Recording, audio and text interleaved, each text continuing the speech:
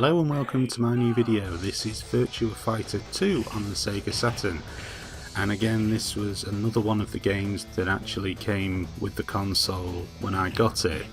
As I've already said, I'm not a huge fan of fighting games, but I had played Virtua Fighter before.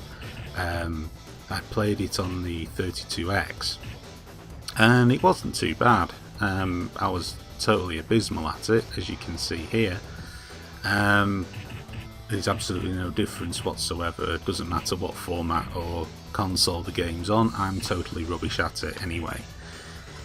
But yeah, I still relatively enjoyed this. I can't as honestly say that I'm getting big into fighting games.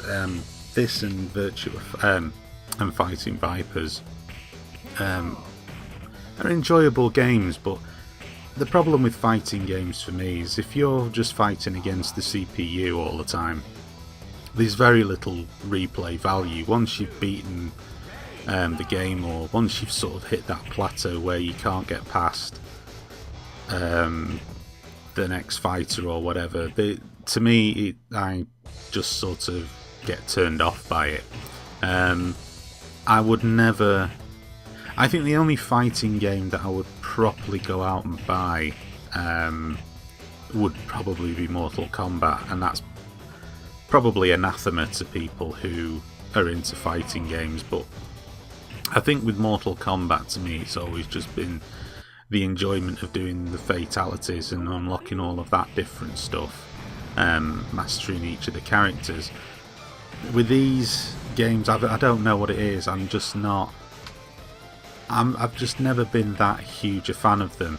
The thing which annoys me with the Virtua Fighter, as you saw there, is the ring out thing, which, you know, happened relatively early on.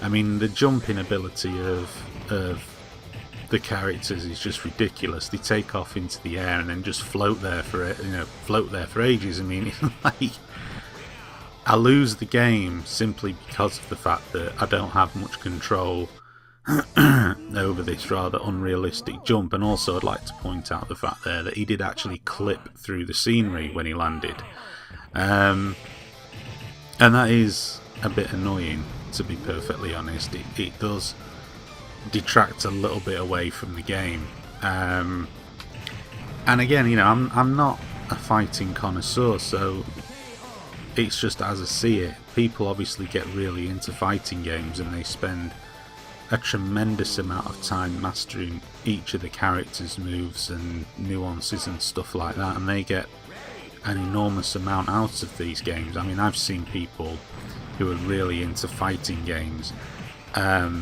just pull off a series of incredible moves, and the moves, I mean, I just don't have the reaction times, I suppose, to be able to do them, or the hand-to-eye coordination. I mean, that's me right there, just repeatedly doing something until it works.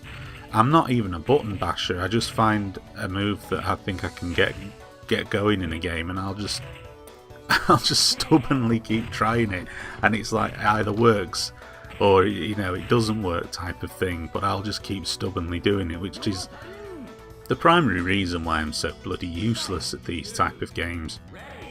But you know, I still enjoy it, I still get something out of it, I suppose, and that's the main thing. But I think it's possibly fair to say that I wouldn't go out and spend money specifically on buying a game of this type. I've actually just downloaded Virtua Fighter 5 for the PlayStation 3, and that's because it was free on PlayStation Plus.